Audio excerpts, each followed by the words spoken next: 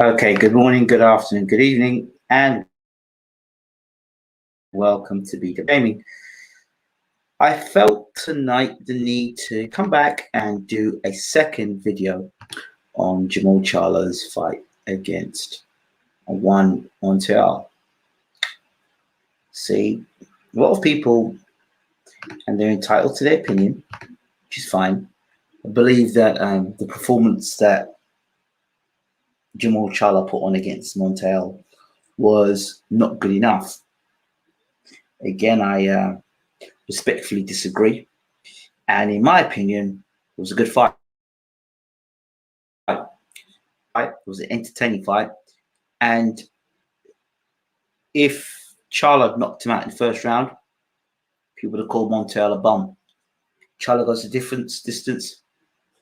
Charlo is still not good enough. So it doesn't matter what this guy does. If he had knocked him out, they would have said he was a bum. And if he'd gone to points, which he did in the end, still a bum. That's how some people will perceive it. I don't kind of look at it that way. Maybe it's because he's one of my favorite fighters, but I saw enough in there. So even if you look at it and you say it was a bad performance, he went 12 rounds. People say Montiel knocked him out Montiel in 2 rounds. Yeah, okay, fine. So what we'll do here is that's why Jermall Charlo's garbage. Okay, let me just bring something up for you, just for a second. And this is why people are, I find, pretty much ill-informed at times. Let me just bring up Mangia's record. Yeah, you can see that. Let me bring my screen up, right? And let me just see how things don't always work in boxing. Okay, so, all right, where's Munguia? He fought our friend. Find him. He fought him, Montiel, in 2017, right? So he fought me in, I don't know if it's February or April, but either way, he won him, he knocked him out, won by KO. Okay, so Montiel has only been stopped once in his career. His losses, his unanimous decision was to Jermall Charlo. He lost to Munguia in 2017, but since then he was on a winning run. Got a KO of James Kirkland. He got a split decision over Hugo Centillo. You've got here losses. He got KO'd by Munguia. First time he got KO'd in his career. Split decision loss and split decision loss.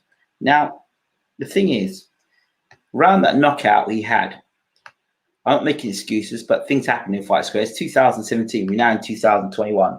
I believe in boxing, the fighters, after a period of 4 years, you'd think a fighter would have improved. You would think. Yeah, let me come out the share screen. A fighter improves. That's what boxing's about. You get in a ring, you win a fight, you lose a fight. If you win a fight back, you improve in your game, you come back. Fighters improve, or fighters should improve if they're doing what they should be doing. I should bring this box record up again because I'll bring something else up in this guy's record. They fought similar opponents.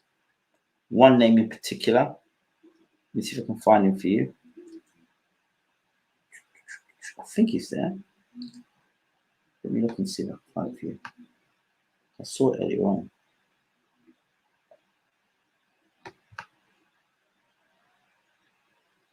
I think I saw it. I'm sure I saw it. Maybe I'm wrong.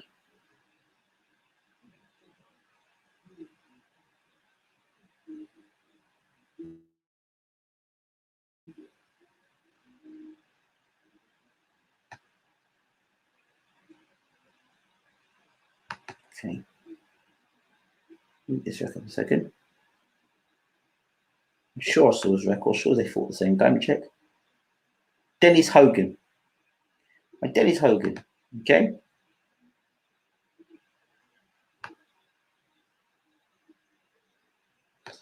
Charlo fought Dennis Hogan in 2019. He knocked him out. Munguia fought him 32-0. And that was the fight before Charlo fought him. And he went to a majority decision. So are people going to say the same thing? People are going to say the same thing. The argument, are they going to turn around and say to you, I say now that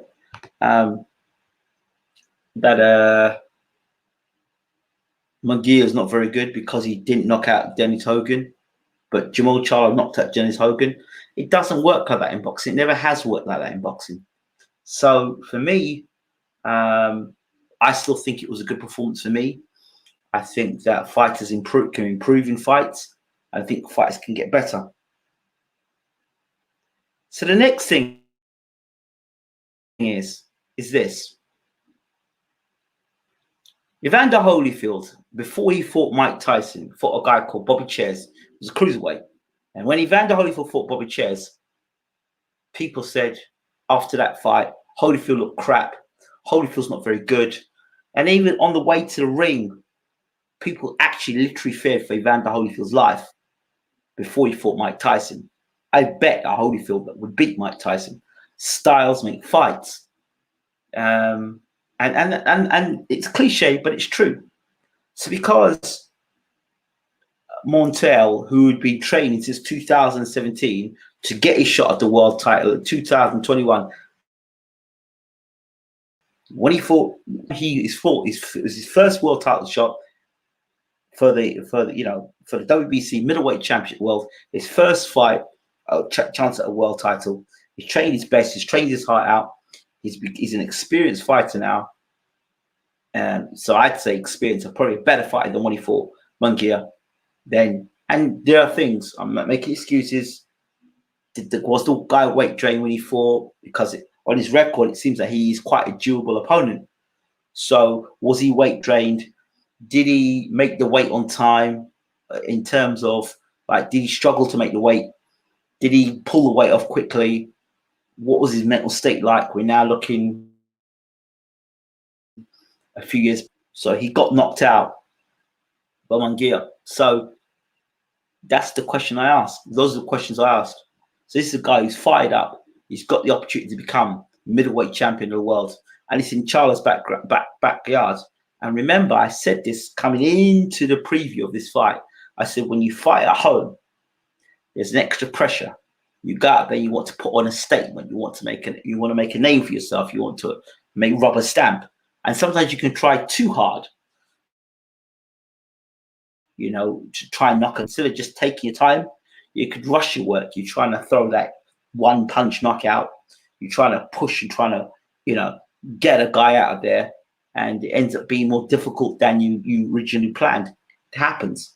That's part of boxing. There are many fights that's happened in boxing where good fighters or very elite fighters have gone in and fought against guys and fought at the level of the guys. There are other times where guys are forced to fight. Now, Burt Cooper, again, I talk about Burt Cooper and Evander Holyfield. Burt Cooper will not go down in the Hall of Fame as a great fighter, although Evander Holyfield will. Burt Cooper knocked Evander Holyfield out that night on the homecoming at Atlanta, Georgia. He almost knocked out Evander Holyfield. Burt Cooper had no business being in the ring with Evander Holyfield that night. If you look at their resume, who they fought and who they beat, Burt Cooper had no business being in the ring with Evander Holyfield. But that's the same with Evander Holyfield. The goals on and beats Mike Tyson. The goals on and beats Riddick Bowe. The undisputed heavyweight champion of the world. The former cruiserweight champion of the world, who comes back and becomes a four-time heavyweight champion of the world. Let me give you another example, guys. Lennox Lewis, when he got knocked spark out by Oliver McCall. Now, this is Lewis getting knocked out, the legendary Lennox Lewis that everyone talks about now, because he's got a short memory. Vladimir Klitschko, who got absolutely destroyed by Ross Pruitt, and then got destroyed again by Corey Sanders, and then got destroyed again by, what's his name? Lamont Brewster. Yet the same people will tell you Klitschko would have beaten Muhammad Ali and was one of the greatest fighters of all time until Tyson Fury fought him. And they all went quiet on that afterwards. So people can be very, particularly in boxing, very fickle. I still have faith in Jermall Charlo. He's called out Andrade and he's called out Gennady Golovkin. And I think he's a man about business as far as I'm concerned. People say people are scared. I don't believe people are scared. I really don't. That kind of talk is nonsense talk. People in boxing, it's not about being scared. It's about fighting. It's about business and what makes good business and makes good money. Gennady Golovkin is in the retirement phase of his career now. He's looking to take easy pickings and not really get himself in any big fights. There must be a reason for that now. Probably wants to run down his contract and sail into the sunset, without disturbing his contract, meaning getting beat. So he wants to take very easy, low-risk fights and high reward. That's what Gennady Golovkin's doing now. He doesn't want to be in super fights. He might try and get the Canelo fight, and that would be it. But otherwise, he doesn't be fighting any young killers. He doesn't want that. So all these people talk about Gennady Golovkin, and all these people talk about Golovkin again and rating one person in particular. This guy, I'm gonna bring his name up. I've got to do it, and I'm not trying to embarrass, but I will bring it up anyway. And it's the sort of thing that I like people who say these things, but you don't really. There's not much logic behind what they're saying. I'm being respectful here. I'm not being disrespectful here. But I don't quite understand why they say these things they do in the comment section. I'm going to start doing it more often. So this comment here in the comment section.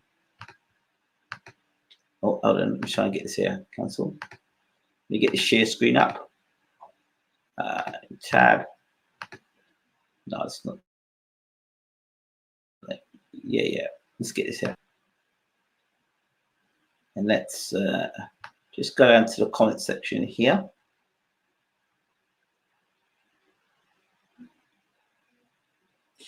First of all, Christian says, you can read that. It's in the comment section. Can you read that?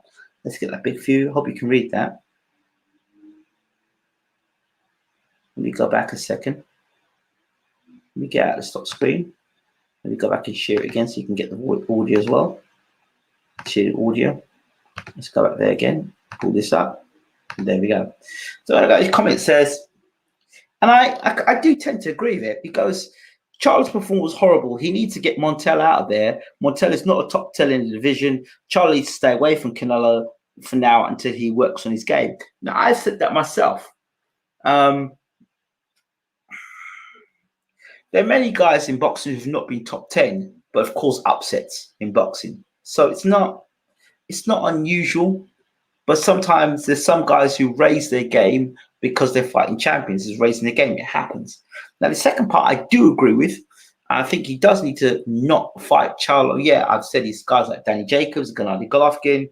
Those are two fights I'd like to see Charlo in with first before he gets into Canelo. I think Canelo is what a lot of people do not give credit for, and I've always said about Canelo is his experience and the amount of Hall of Fame fighters he's fought, which gives him such an advantage.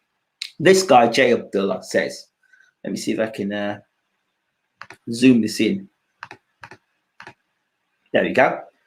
He says, think GGG would have KO'd Montiel, Brandon Adams, and Kobrov, Matt Kobrov.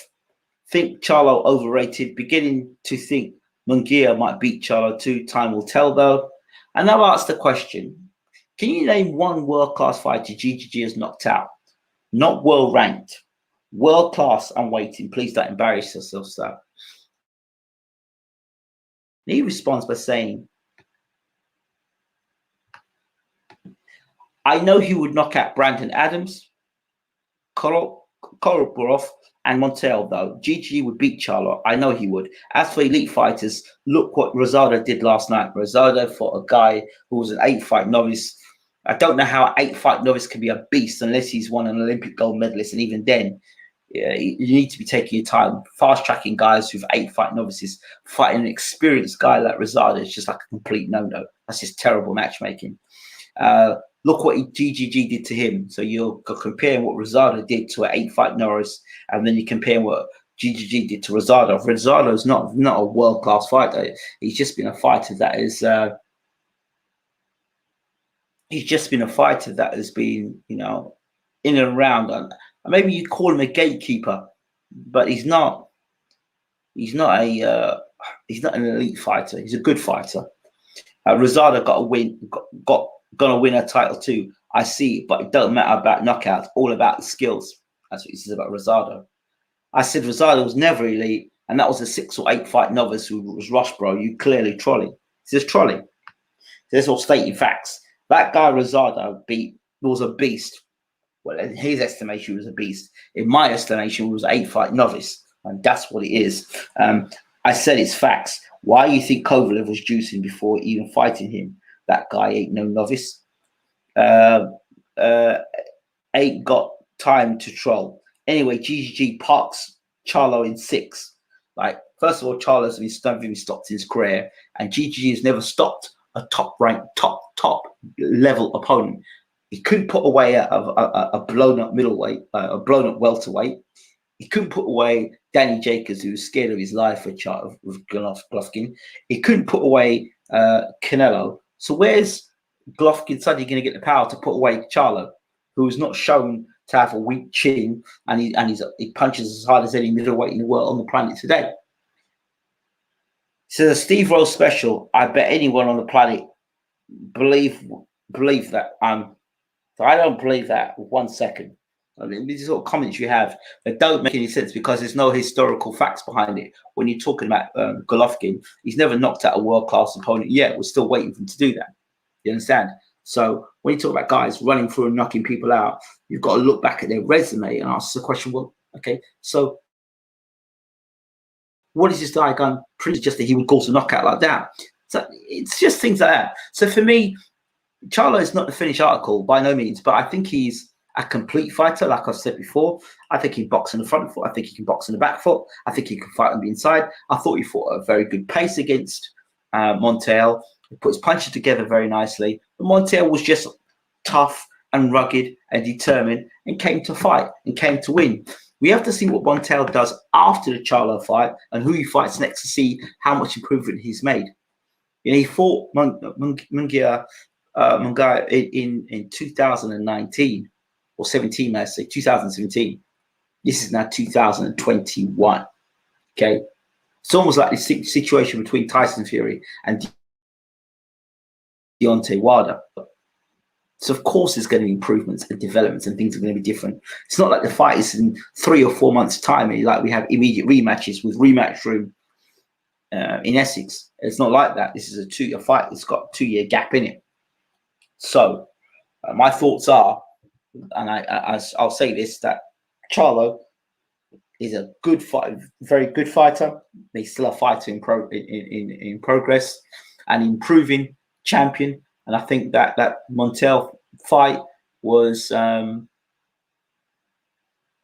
good, considering it was a homecoming, and a lot of homecomings can be upset.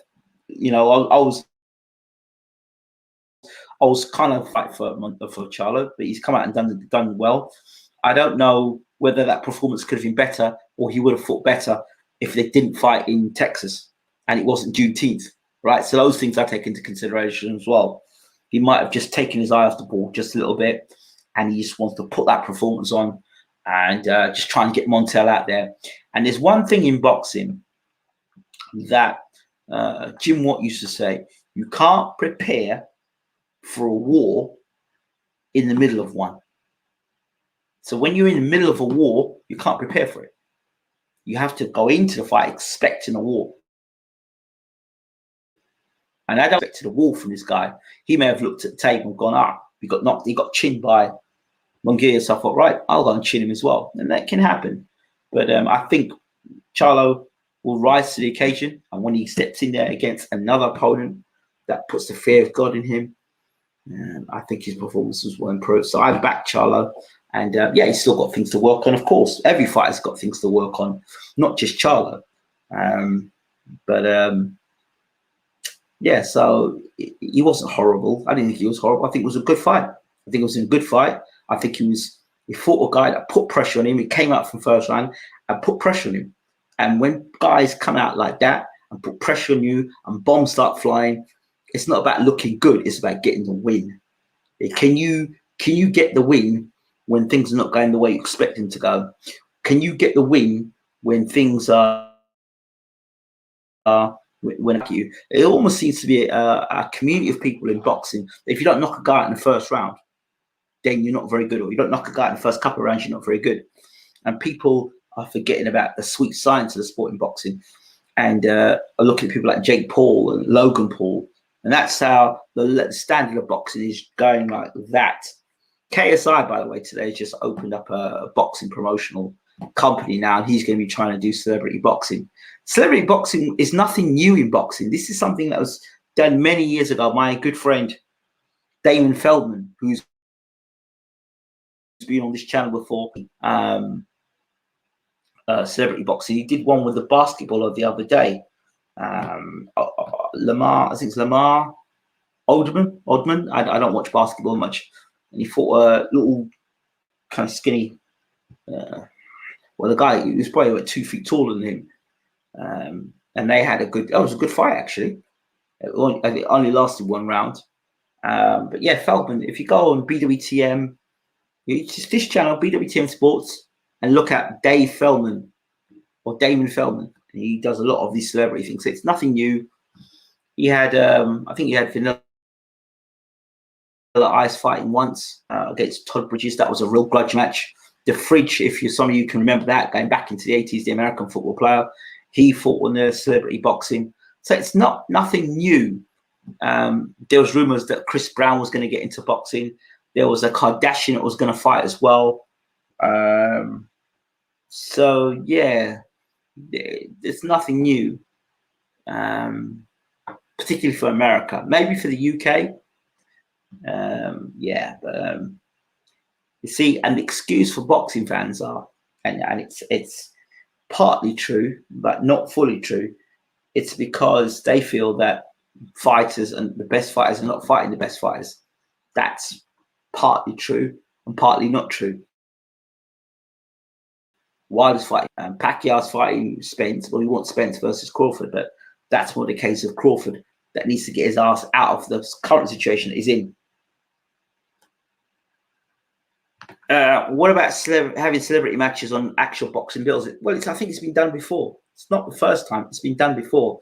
Like I said, David Feldman's done a lot of it before. But this is where boxing is going. I'm afraid to say that the days of Leonard, Hagler, Hearns,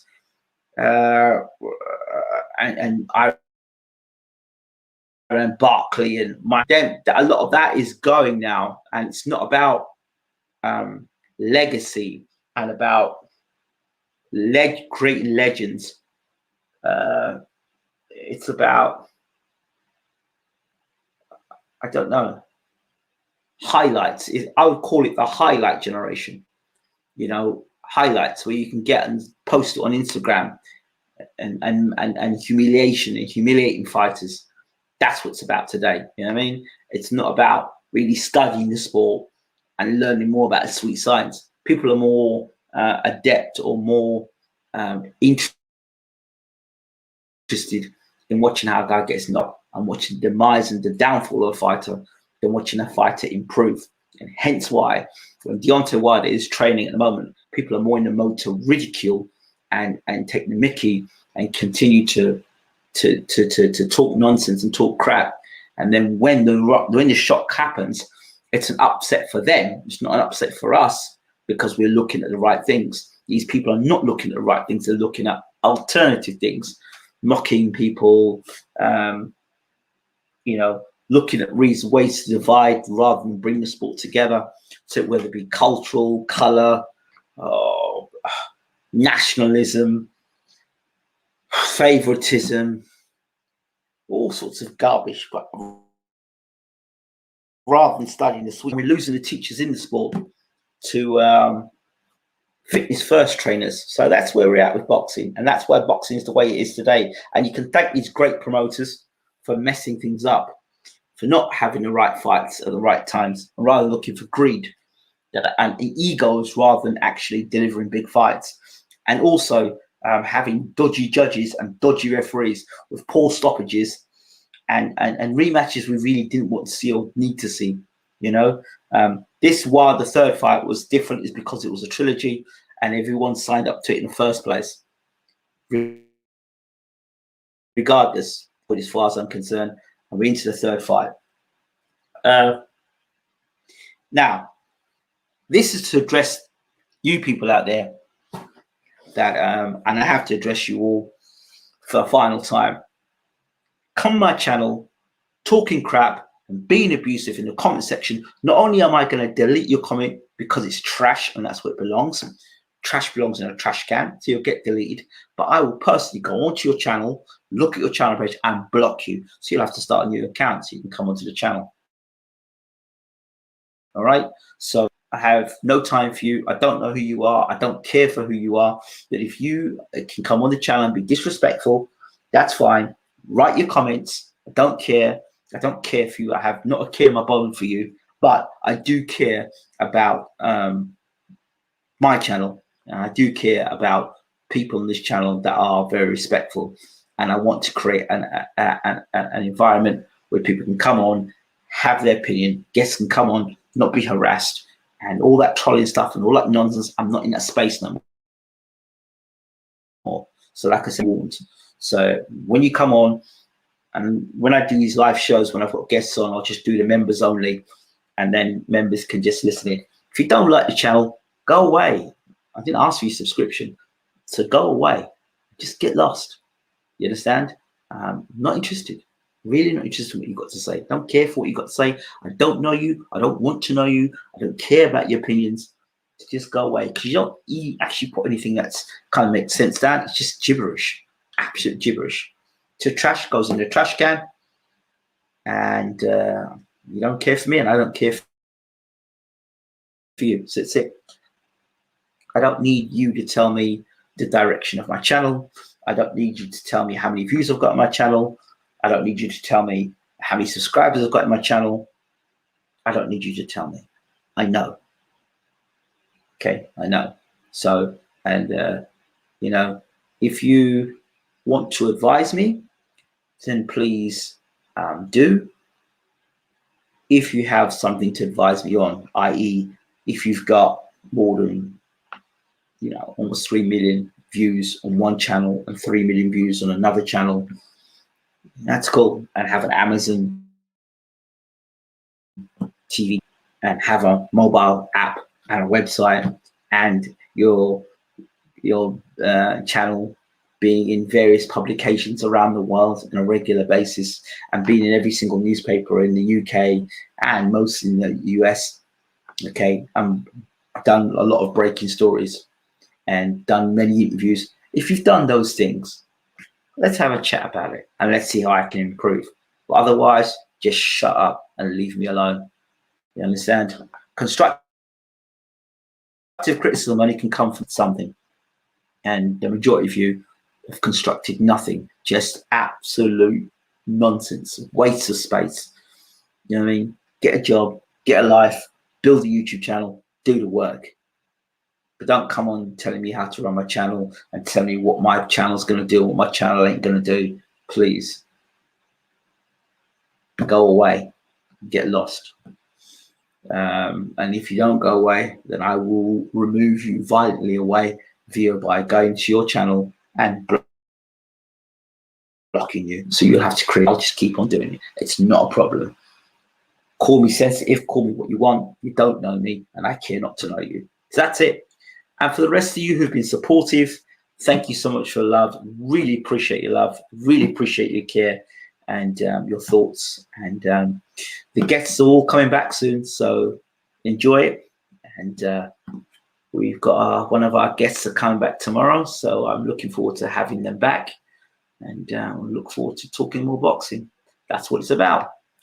So I say, no, 0 people watching, says YouTube. Hello, I've been here from the start. I know, you know, we know the story about YouTube now, so it's nothing new. But setting up my own, we'll be having our own setup via the website. So we will stream live via our website rather than streaming for YouTube. YouTube can get the second lot of it afterwards. So we'll stream via our own channel set up on our website. So that way we don't care what YouTube does. Right. Other than that, thank you so much. Have a lovely evening. Enjoy boxing. and don't take yourselves too seriously. Have a good night. God bless you all. Take care.